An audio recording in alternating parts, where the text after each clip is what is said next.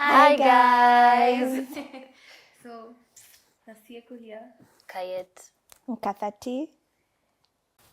We have a new show for you guys. It's a new project whereby we'll be doing a reaction to Lumumba Explain. Yeah, so this is a launch of the project, and we'll be starting it with Lumumba Explains Feminism. So welcome, guys. Enjoy the show. Watch till the end.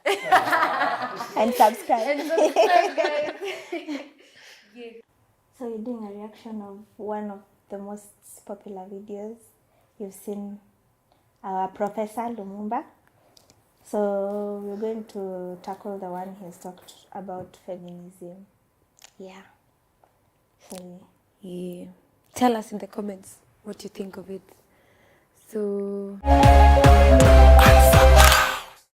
So when we talk about Africa being a land of men, it is a misunderstanding of the nature of Africa and how Africa is structured. You will go to the Chewa and the Nyanja in Malawi and Zambia, you'll find women are very powerful there. You go to places like amongst the Ashanti people, even when you see that the men are in the forefront, the women are very powerful from behind. So it's a definition of roles. This idea that women are subjugated is one that is more pronounced in post-colonial Africa, where people now have differentiation of roles, and we begin to talk about politics, we begin to talk about professions, we begin to talk about boardrooms where men are more visible than men. It is also true that in certain communities, women were not treated very well. It is also true that there are certain customs and traditions which don't work favorably towards women. But the reality is, Africa and many African communities defined the roles of women in a very clear way, in a complementary way. When we talk about that not happening today, we are doing so because of the manner in which we have misunderstood how we should operate in a so-called westernized way of doing things. But Africa is the land of men and women. oh wow. men and Women. same sentence. Okay. So basically, feminism in Africa. What do you think of feminism? The word feminism, when it comes to your mind.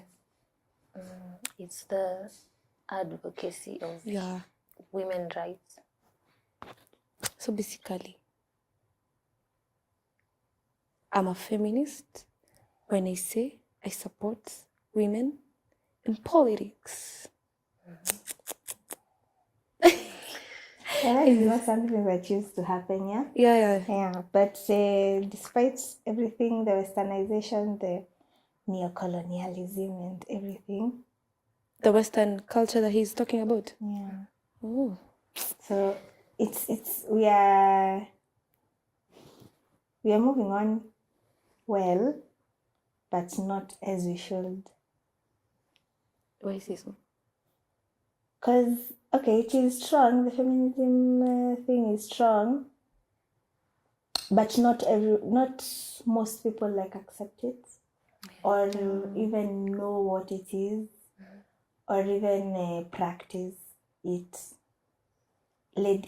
Even ourselves, there's some ladies who, when they're told don't do this, they just, okay. Makes sense. Yeah, because they don't know that you can do it. If you do it, there's no wrong that you're doing. There's no thunder or lightning that will strike you. Yeah, but anyhow, Be fearless. we learn. Be fearless, my people. Anyways. Remember, we are speaking in English. If you are speaking in Zulu, or in Ovambo, or in Ovimbundu, or Tiv, or Igbo, or Yoruba, or Kikuyu, or Luo, would you have a word like feminism? No. The whole idea about women being mistreated and therefore a movement of women whose agenda is to fight men, Because feminism, as understood in the modern world, is almost as if there is a war or a battle between men and women. And that, I think, is wrong. I believe that in areas where men have not conducted themselves well in their relationship with women, positive steps, deliberate steps should be taken to ensure that men involve women, or that women are involved rather than men involving women, because that also assumes that men have something that they are giving out of their goodwill or charity. So I do not support any movement which characterizes the relationship of men and women as if it was a war to be won by one side. So if there is that war, then when you win, what do you do? This is the question that must be posed. So it is not true that there is such a war, and feminists must be told that what we are doing is to ensure that our women are given their pride of place so that they continue to play their role in an effective manner. Yes. I'm sorry. What's up? He's genuinely said, it's not, I'm not like contradicting with him. It's just more of a additional. Because I don't know if you've interacted with feminist men. You've interacted with feminist men? I haven't. You haven't? It's different from Yeah. how feminist women are, because for a feminist guy, I don't know how it's based, but it's more of it tends to come to equality. I don't know how to phrase it, but it's It's as if they do this, you can do this. yeah, If they do it's this, like you a do competition, this. but Competition. yeah, but I don't know. We tend to debate. It's as we very hard like. to it's difficult to actually argue with a feminist guy. Yeah, because they're like, okay. And they see feminist women as a competition somehow, as a threat. No, not competition, but a threat. Because for what they believe as feminist might be a little bit different from what feminism is actually. You know what I think is like feminism is something that is even at home. Yeah. And sometimes our, let's say in a family structure, the father, and there's a mother, yeah? So if the father supports feminism, the household, let's just say chores or things to be done in the house, will be much easier to handle if he is supporting it in this way. We've said like guys who are feminists, they tend to see it as a competition, but it's not, or a threat, but it's not, because they tend to like ask, okay, I can do plumbing. Can you do plumbing? If we have electrical issues in the house, can you do it? But if you were able to do it, would you have to wait for him to do it so that things get fixed? No, but the thought of him asking that, would you be, mbona nafikiri huwezi fanya? But I would. Uzuri amesema, would you? He hasn't cancelled out the fact that you can't. Oh, yeah. So there is the Yeah, makes possibility sense. that I can. So if you look at it, everyone is a feminist. Everyone has a little aspect of feminism inside of them. Yeah. It's just that how you portray it might be a bit different from what we know. Yeah. But when you say that, like, they have the feminist aspect, it should only be when they are actually advocating for it, Yeah. not for against me. it. But the ones who are like questioning it, they're not feminist.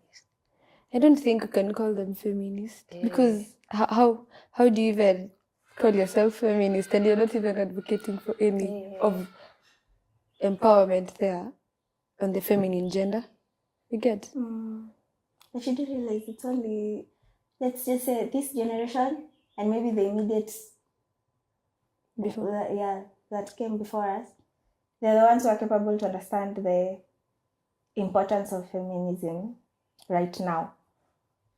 Our parents and our grandparents, when you talk, like the way he has said, in our traditional languages, when you go ask your grandparents, actually, what is feminism in our language? It doesn't. That's a foreign word. Yeah, they look at you and they're like, explain it in think Kiswahili so that I can phrase it in some other, but it doesn't have a word where you can call water.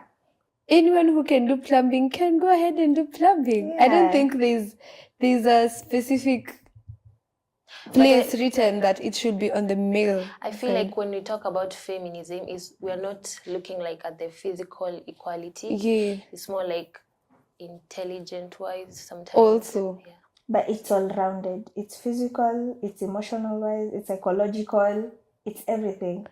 But for the physical, not necessarily because physically we're different. Yeah, we're not equal. And strength is different, everything is different.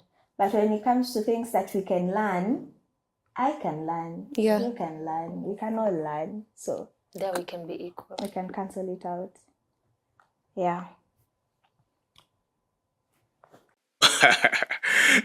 You know, what a man can do, a woman can do. You, Ebu? Wait a damn minute. Acheke kwanza. You know, what a man can do, a woman can do. From the professor himself. Wewe ambaye unadhani siwezi jenga, nitajenga. So you can what? I can also. Okay, you can. Yeah. Yeah, basically, isn't it? Basically, it's that. And what are we calling on women to do in this day and age? We are calling women and want women to be involved in decision making. Therefore, I want to see women being present in the political space. I want to see men, or rather women, being involved in the legal space. In fact, in Kenya today and many African countries, there are more women in the legal profession and in the medical profession than there are men. I want to see women in engineering. I want to see women in ICT, and there are very many women in that space. So what we want to see is the full involvement of women in nation building. It is Nelson Mandela who said famously several years ago that a society cannot expect to realize her full potential if 52% of the population is not effectively involved. And we are not talking about tokenism. We are not talking about favors. We are not talking about affirmative action on creation of political offices for women only. We believe that if the society is properly ordered and the historical disadvantages that have stood in the face of women wanting to achieve are removed, then women are as good as men. And in certain areas, they are even better. So what we want is full involvement in the total life of the society. Shout out to all politicians, Legal personnel who are ladies, personally to the governor of Nakuru. They're doing really good work, and right now that the cabinet has been changed, ladies have been Ndani. Yeah. So Inside. we hope that things will go differently, and it will be differently in a more positive side, yeah, not negatively. So big up to everyone studying engineering and all that. Please continue. Or to all ladies. Yeah. Yes. Continue. You shall not be weighed down. I'm one who seldom uses the word equality. I prefer to use the word equity. Because equality is really a word that says that we are comparing like with like. No. There are certain things that only women can do. Men can shout all they want, but they can't carry children in their belly for 9 months. They are incapable of doing that. They are biologically wired differently. There are certain things that only men can do. That is why we talk of complementarity. That is why if you want to be spiritual about it, God talks about a helper, and God talks about it in the Quran, God talks about it in the Hindu Gita, God talks Tony. about it in the Christian Bible, God talks Tony about it in Mesquite. Christian tradition. It is complementarity. You can shout all you want, but you can never carry a child. Okay. That is where the never comes from. We can't. You can't. Can't But do we it. can. That is one of the strengths that we have that you don't have. We're not using that against you, but it's just a plus. I think that these days I have ever seen one. I don't know if it's one among the many, a male carrying a child. What? I swear. You what? I saw it somewhere, but it was weird. Is it in African countries? No. Very nice. What is power? You see, when we talk about power, we talk about political power. Right now, Africa is the youngest continent on earth. Youngest to mean that our population below the age of 40 is almost 80% in certain countries. And what young people need to do is to wake up and not to be used as cannon fodder by selfish politicians. You are Not to be used as selfish politicians. You are talking about their role in the political arena. You get what I'm saying? But that is true. He is speaking the truth. You're being used. Not everyone, but selectively. Some politicians use as key elements to drive their very manipulative rallies and manifestos. Because we are trying to get a grip on adulthood and on life, and you need that financial independence, they use that against us. So you're being told, why don't you do this for us? Go maybe sanction up some people and we'll pay you some amount of money. But what do you get from that? Like, you'll get money, yeah? The manifesto will go through. But little money, no? Little money. Yeah, actually. And the manifesto will not even touch your home area. Literally. The person who has sent you to do whatever he has sent you or she has sent you to do won't remember that I was once there and I asked them to do this and that. It will be like smoke. How it goes, never remembered, only a sniff. And it's only at the present that you'll sniff the smoke. But when it's gone, it's gone. So we really need to be critical about these things. We even do politics in campuses, yeah? Yeah. But it gets to a point that even in campus, it's not as good as we would want it to be. It is a very tough game. There's somewhere he's just saying that we are encouraged by this. You are the leaders of tomorrow. We are 20 years. We are the leaders of tomorrow. He'll reach that point and will elaborate anything to add. Okay. Fodder by selfish politicians. You are talking about their role in the political arena. If today young people were to make a decision that we are going to elect good young people, they would do it. They cannot continue to be leaders of tomorrow. You are told you are a leader of tomorrow when you are 20, a leader of tomorrow when you are 40, a leader of tomorrow when you are 60, and you have this 80-year-olds who are telling you that you are a leader of tomorrow, and they themselves went into the leadership space when they were in their 20s. Africa's problem is a group of individuals right now, most of them in their 70s and 80s, who have refused to leave the stage. That is Africa's problem. And you see it across the continent of Africa. You see it in Cameroon, you see it in Zimbabwe, you see it in countries such as Kenya, where you have individuals who have been on stage since the year dot, and they still want to dominate, to rule the roost.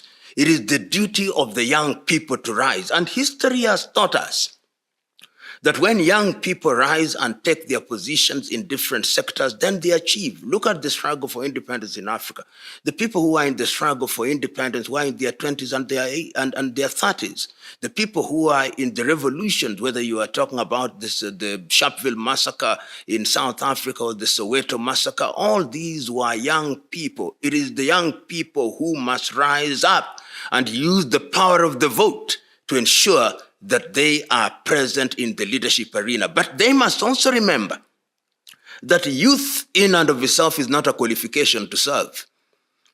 There are many young people who are dangerous to Africa, and there are many old people who are dangerous to Africa, and equally there are good young people and good old people. So it must be a mix.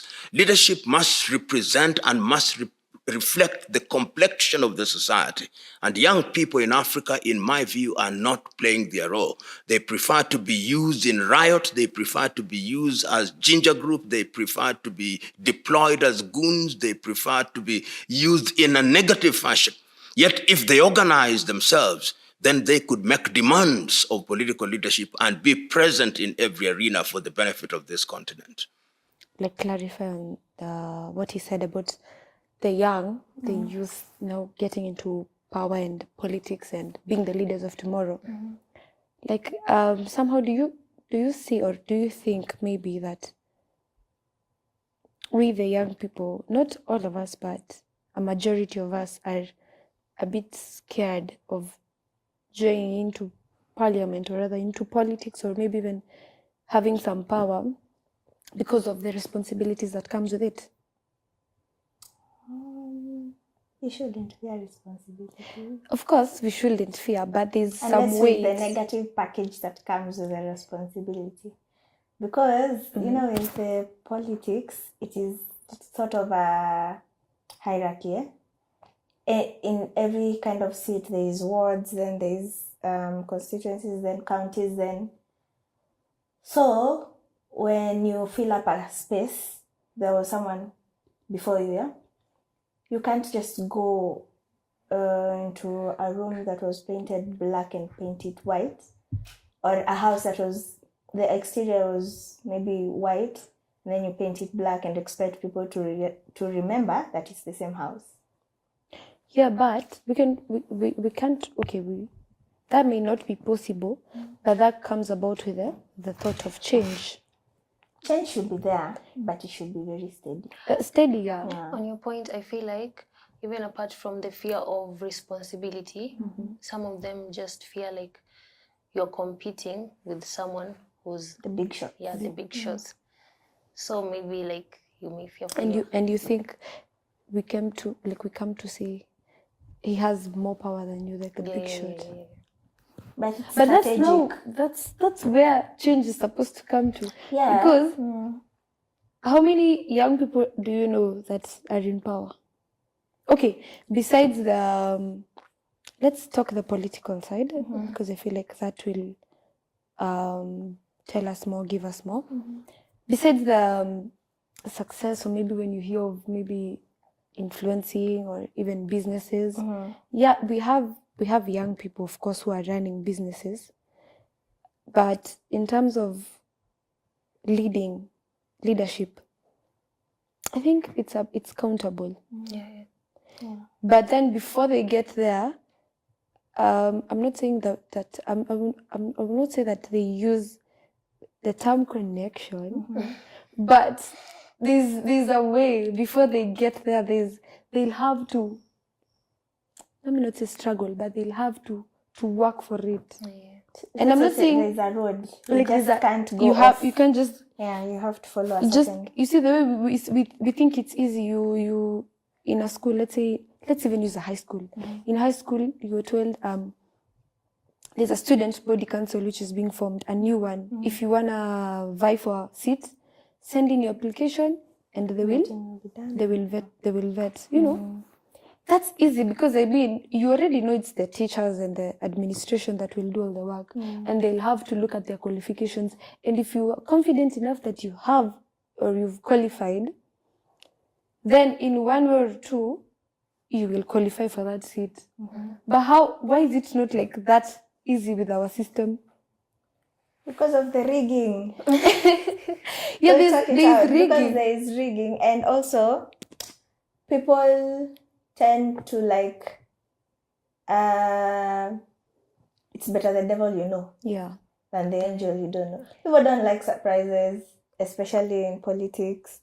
They would rather, most Kenyans, I believe in the previous political voting process, most Kenyans are like, no, you know, I'd rather, we've seen so and so in the seat and how it has been, so I'd rather we just return them there than put a new person and they dig us a deeper hole. So basically, we are scared of change. Yeah. Damn. Yeah. But okay. But I change understand. is scary. For those who have Change lived in is Moi scary. supremacy and everything, It change is is scary. It is. But It has is. Even its in the good real parts. life, It has its good daily sides. lives, like what we do, if anything is to happen, you'll definitely be scared, because I'm like, how will it go for me? But at the same time, I think I'd prefer if we just take that one step and see what we can do. But anyway, inshallah. Yeah, they are. There are representatives out there, though. They're just being shushed. Yeah. They're just told shush. I don't think I can say I have that much of an interest in leadership, but if given the opportunity and the post that I can see I'm being offered is something that I can work with and do, I think I will go for it. Because if we are not the change, then who else is? Yeah. Because for example, in a school setup, let me just use school because I think it's the most relatable here. In a school, your friends will tell you, oh, we don't have anyone there to fight for us, to give out our concerns, grievances, any ideas that they have, because they feel that you are in a position to represent them. You're able to speak up. Also, speaking up isn't easy, because you are talking to, when you get there's a whole system that you have to be adjusted. So slowly adjusting yourself into the system can be a rough road, but I think I can. I don't know. But according to the school aspect, you remember the students will vote, yeah? Yeah. But also the teachers have a decision to make.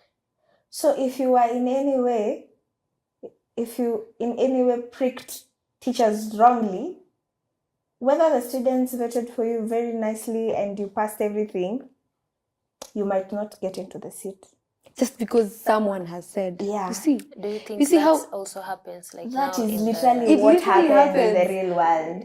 It's So like if there's a majority that wants who we have right now, and there's a majority that do want that. yeah, Of course, we will go by the majority. yes, true. We'll definitely go by the majority, because you can't even argue with numbers or people, and that's what causes chaos. Because instead of actually coming together to negotiate and seeing what's actually best, we tend to go to ways that us youth are being used. Yeah. You get what I'm saying? You know, those two rallies over there. Anyways, on to the next one. The riots and everything. But anyway, we will be the change. We have to. Otherwise, the same things that we are complaining about right now will be the same things we'll be complaining to our grandchildren. That you know this used to happen in our time. Nothing will happen.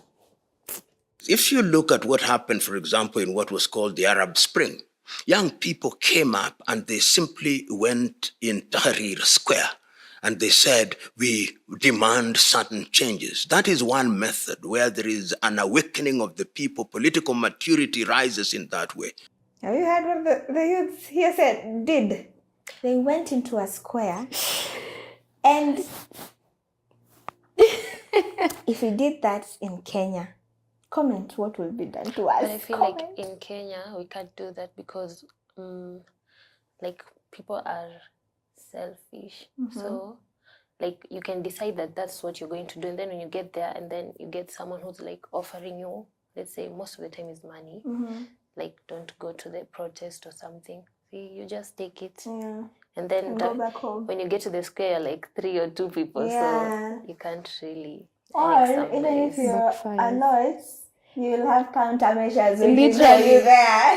But makarao. Yeah, you'll cry Not for your G4. rights. It's a GSU. But like You'll cry. you will be shocked. Oh. You are alone. You'll see smoke. You without fire, but you will see smoke. You'll just I can't see. So I think that is the fear we have because, okay, going for demonstrations, peaceful demonstrations, is not bad. It's actually not illegal in Kenya. But because of the crowd, they tend to like... They wouldn't want to have that crowd. Yeah, they don't want crowds. Because they see want it as a threat. You know, few people you can contain and tell them, no, okay, you know what, we've had you, and you listen to your requests.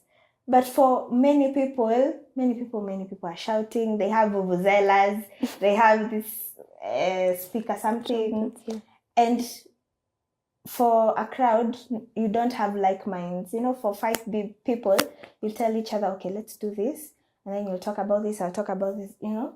But for crowds, you'll be speaking here with your vuvuzela, someone else is throwing stones at the back. Because one, you don't have the same priority. You don't have the same thing you came to do. Someone has just come to waste time in the square or where you're demonstrating. Someone else has really come to tell whoever they're telling. They have an agenda. We have issues and we want you to address them. But if you start throwing stones at the back, you'll all cry. I think that's what among the things that like rule out or rather discourage these demos. Because personally, in an African or let me use our country. In our country mentality, when you hear something like a rally, a demonstration, you'll be like, holiday. Mtu wangu, holiday. That's holiday. Our own parents. They'll be like, don't go outside. No? You know, and you can't argue with the fact that he's saying, I'm going to exercise my right. Kama nani. Your parents will ask you, those rights have been deprived of us since 90. Have we died? We are still here. We're still here. So you can't even argue with them. So basically, you just have to even agree with them and stay at home. But even apart from our parents, me personally, I'm like scared because I know even if we are going for a peaceful one, it's not going to be peaceful because they're going to come at you either way. I think we also have to understand that it's not. We all define what we want because there's someone who has a different agenda while going for that demo. There's someone who has been able to send to finish him. Yeah. Finish him. And as MK says, Mortal Kombat. Finish him. You know, but so I don't know. It's more of education. Let me use if people are educated and tried to be, we can't civilize everyone because it's not everyone who will have the who understands the importance of civilization. So basically, if there's some education and knowledge impacted to people, to just give them a rough idea of how things are supposed to be, and not a system, but just letting them know that if change is to come, then things, there's a proper way of doing it. So, I think pia inatuharibianga, but let's hear what happened to this youth. But mentorship that you talk about is simply observing what others have done. If you look at South Africa, for example, you see how young people are involved in the political arena. If you look at the economic freedom fighters in South Africa, led by my good friend Julius Selo Malema, they are involved, and they started being involved in the youth cadre. If you go to Chama cha Mapinduzi in Tanzania, they have a youth cadre. If you go to Rwanda, they have a youth cadre. And their youth wings or cadres are not just people who are used to erect tents or to shout at political rallies. They are involved. And this is very critical. In other words, they need mentorship through clear party organs in places where there are proper political parties, and they can also be mentored through other avenues. And in that way, then they become leaders. If you go to Tanzania, for example, they'll tell you, I started serving as a cadre of Chama cha Mapinduzi, or I started serving as a cadre before the merger of Afro-Shirazi. If you go to South Africa, you'll find African National Congress say so. If you go to Mozambique, Frelimo says so. If you go to Angola, to Namibia, SWAPO says so. If you go to Angola, MPLA, they have party cadres. And this is what we need. In Kenya, of course, we don't, because parties keep on changing every other night. So there is nothing to be a cadre of. You are a cadre of party A today. The party A has become B, it has become D, it has become C, it has mutated. So it has no form. But the most important thing is that they must be organized. And it's the duty of us who are slightly older to use our position and our experience to mentor young people. The reason why we mentor young people is because we have lived a little longer, made a number of mistakes, and we are telling them, we made these mistakes. Don't make the mistakes that we made. I have a question. You said exactly what Prof had said, the mentoring and everything. So do you think because we lack mentorship, is it because we lack mentors? Yeah, because some of these mentors are in the game itself. So, well, a few. Let me use a few. A few are good, and a few aren't that much of the idea to do so. I feel So- like it's a majority, not a few. A few are good, and A then a good majority are. So they should start the mentoring so that we follow on being mentored, yeah? Yeah, but okay. But before that mentoring starts, how long do you think it will take for them to actually see the importance of that mentorship? We don't even have youth cadres. Oh my God. That's there. Oh, So who will be mentored? Exactly. We don't have the youth. I can't even say I was a cadre I didn't even know what a cadre is until of a Jubilee. Jubilee is an alliance. See, I don't even know.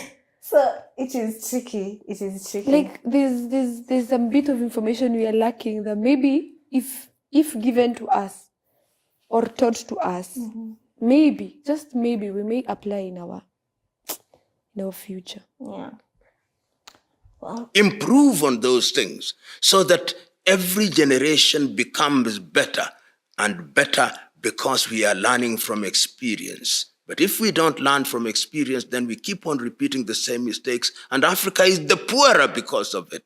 Right now, because we must compare ourselves with others. You go to countries, particularly in the Scandinavian countries, see what is happening in Sweden. Look at the age of people there, 40 in their leadership. Finland, 30s, Denmark, Norway. And they are men and women, young men and women. You listen to them, you see them, they are charged, they are switched on, they are good. But you come to Africa, octogenarians who can barely walk, who can't stay awake for 10 minutes are the ones who are telling us about the future. They have one leg in the grave and one leg outside. octogenarian. Umesikia? Who can barely walk. But Acha tusitaje watu. no, we're not mentioning names because truth be told, if you watch this, Then you'll understand. And they don't want to leave the stage. They want to be pushed off the stage. Surely, how can a continent and a people be dragged down by such selfish individuals? The youth must move them out. In the Kiswahili word that Nyerere invented was kung'atuka, to leave office with dignity. I've never heard the name octogenarians. They said octogenarians who have one foot in the grave and the other outside. So you imagine the person is struggling to stay in the field and doesn't want to be pushed out, doesn't want to be, not even pushed out, atulie, to rest and give others chances. give yourself a chance to even enjoy life. You've been in power. You don't even know how it feels to go for milk and mandazi in the morning to the shop. They don't even know the price of bread. They don't even go to the supermarket itself. If you know, you know. There was once I saw a clip of one of our politicians was asked, so what do you think the price of bread is? At that time, bread was 50 bob. He said 200. No, we are It's like he was telling us the price of fuel in the near future. Because what? How don't you know the little things and you expect to like in real sense it's like you are expect not to even actually- walking on ground, you're just flying, but you're using a sort of illusion to make us feel like you understand us. Yeah, but in real sense you don't even know what to understand. level. You know, a level. You're here, we are here. And we are trying to be here, you all go here. You would have taken your warning. Maybe then. In my view, mentorship is critical. My foundation was founded 30 years ago, on 16th of December, 1990, when I was earning 5,000 Kenya shillings at a law firm called Waruhi and Mwite here in Nairobi. What can 5,000 do for you right now? Go into your nearest supermarket with 5,000 shillings. And see how many items you You're can going to come out with. But that obviously. With a chase. Okay, anyway, it was 1990 right now, you're like 20. How many centuries later? like No, it's 2 or like 3. 30 years later. Anyhow. And I made that decision to form a foundation when I met a lady who was a New Zealander and was paying school fees for a young man at Starehe Boys Center. And I asked her, you must be very rich to be paying money for somebody in Africa. He says, no. I am earning the equivalent then of 30,000 Kenya shillings, but I sacrificed that another person should know better. And I said, if somebody can come from New Zealand and educate somebody in Nairobi, Kenya, why can't I? Why can't I ensure that 10% of my income goes into things? And the foundation has now grown with a footprint in 50 countries in Africa, some form of representation. And I can give testimony, and young people can give testimony across the continent. Do I give them money? No, I don't. What do I share with them? I don't give them. I share with them ideas. I affirm them where they are. Whether they are in Tanzania, whether they are in Mozambique, whether they are in the Gambia, whether they are in Senegal or Guinea-Bissau or Sudan or Ethiopia, I affirm them. Some are great farmers now. Some are great orators. Some are great authors. Some are great in IT. Some are great lawyers. And I'm happy because that is the only way in which you clone yourself, if you may. And if many of us do this, then you can imagine the young men and women that we can produce. And there are people who are doing this. I know Tony Elumelu in Nigeria is doing great work in this regard. James Mwangi here in Kenya through his bank Equity, Dr. Murioki through Cooperative Bank, doing great things. And many other people that I know that are doing great things in the continent of Africa. And this is what we must do. Create an army of young men and women who are charged, who want to do the right thing, whose motivation is to change Africa village by village. That is what our mentorship program is all about. And that is what we are urging the world. Because for how long shall we depend on others to help us? We must lift ourselves up by our bootstraps. And we can, and we must. And we can, And we must. and we must. And we should. And we should. Well, I hope you guys have learned. yes. He has literally given our mentors a guideline on how to mentor us. Literally. Yeah, because if you follow what he's doing in his foundation, that is a guideline, yeah? But you do realize that even after we gained independence, till date, Nothing has happened. It's the same thing. It's Like, just that you know, right now, we still, in a huge way, other than trade and whatnot, we are so reliable on other countries. to give us the knowledge, Yeah, not even from our own. it is getting. Tuamke, we should wake up.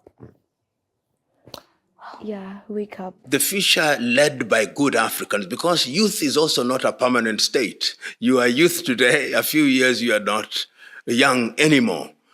A future that is led by Africans who love Africa, who start leading Africa when they are their very best, when they are young, and then they grow into leadership and mature and then leave. That Africa can only be good if we have young people and young women who are ethical.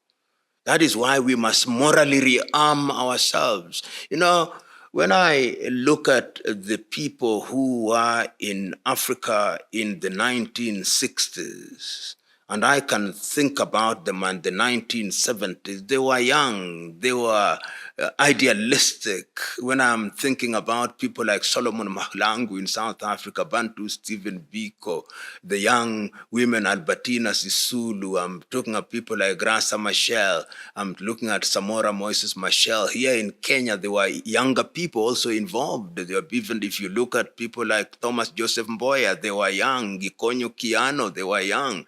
People like, in the little earlier, Didan Kimathi Washiuri, they were young. You go to Tanzania, you look at people like Rashid Kawawa, Mwalimu Julius Kambarage Nyerere, Dr. Cleroux, who was a great trade unionist, Apollo Milton Obote before he was overthrown.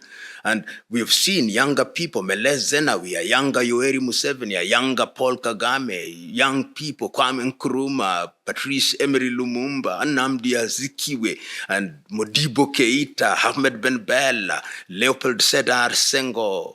There are many people. And these were young people. Winnie Madikizela Mandela, if you talk about women. Johnson Sirleaf, if you talk about women. They were there, Sheikh Amani Karume. And these were young people. And those who knew then left. Thomas Sankara, they came, they were young, they delivered, left. So what we are saying is youth in itself is not a qualification. You can't say, I'm young, therefore I'm fit to lead. I'm a woman, therefore I'm fit to lead. What kind of young man are you? What kind of woman are you? Do you love Africa? Can you serve Africa? Do you want to be served, or you want to serve the continent of Africa? That is what we are talking about. And what we must do, therefore, in Africa is to morally rearm our young men and women and equip them with the tools which will make them recognize that leadership is about service, not about acquisition of material wealth and enjoying the trappings of power, motorcades, guards, allowances. That is not leadership, that is greed. We need like a whole day to listen to him. But for now, we shall stop there. And we will leave you with this quote that says, we are young. Anyway, guys, I think basically the whole topic on feminism revolves, there's much more to be said on the leadership side, because if you look at how leadership has developed over the few years, you would see how we started even with our grandparents, ancestors, everything. You just hear there was an issue with like the leadership thing, whereby there's ownership also of land, ownership, and also stepping down to the responsibilities, distribution. There's so much to be said, but there's so much more to be expounded on the politics side, where the leadership. There's so much. There's on the sexual side. There's the culture side. There's so much more to be said on the feminism, but I think what we've talked more was the leadership and how mentorship and civilization, and also how you as a person matters more on the leadership thing and the whole feminism. You know, It starts with you. it starts with you. Yeah. For me, like on the comparison of the youth of now and on the past, he has mentioned something about loving Africa and your country. I feel like most of the youth don't love like our country, to a point that even if you ask someone like you're giving them an opportunity to go like abroad somewhere else, they are like very quick to take it, like no hesitation. They just want to leave because they don't like where they're staying, so they don't have that passion of wanting to lead or just wanting to do things for their country. More like They might be looking for greener pastures, yeah? But like before they he has mentioned, think of the idea. I think it's Milton or someone who came, did changes, and after his time was done, he was he thought what he has done was okay. He left so that others can come into the space. What I think is, look for greener pastures, but remember where you're coming from. Yeah? Go back. So most of us, when you remember where you're coming from and do the 1, 2, 3 differentiation, you tend to think, nah. Yeah, They some don't people like deserve. just Nah. don't like it, like they wanaenda kama wameenda. Yeah. Yeah. Also, the youths of the past were more idealistic, because right now, among the 3 of us, how often have you watched news? Wow. TikTok. That would actually be my reaction Videos. hata mimi nikiuliza hiyo swali, because one, news nowadays, if it's not hiking of food prices, hiking of whatever, fuel prices, Basic economy. the economy and the now El Nino approaching, other things are political, and we are not so invested in politics right now, because how is it helping us directly? As long as there is peace in the country, we can survive. We go forth with what we need to do. So they were much more aggressive than we are right now. That is what I would think. That is what I know right now. So yeah, believing in yourselves means you just don't believe. You have to have facts that you believe in. Yeah, because if you, okay, let's say you believe in your country. We believe in our country, Kenya. We love our country, Kenya. But when you look at things that need changing, there are a lot. It might be because maybe I don't have enough information of what is going on, or I see things in a different perspective, or whoever are in the seats think that what needs to be done is different. So believing is a whole wide spectrum of facts and knowing your stand on things. So yeah, we believe, but maybe we believe in different things. Yes. So we continue? I think we should stop there. Okay. So guys, I hope you had fun. Tell us more about your take on feminism. Yeah. On the video, we've left you a section, and also your take on what we've just put across, and if you think we should do this more often. Yeah. And don't forget to like, comment, share, and subscribe, guys. Click the notification bell. Yeah. Guys, if you haven't followed, you're missing out. Yeah. Tell us more, by the way, on what we would react. And Yeah. the topics you'd want us to react. Yeah. Peace. Bye. Bye. Till next time.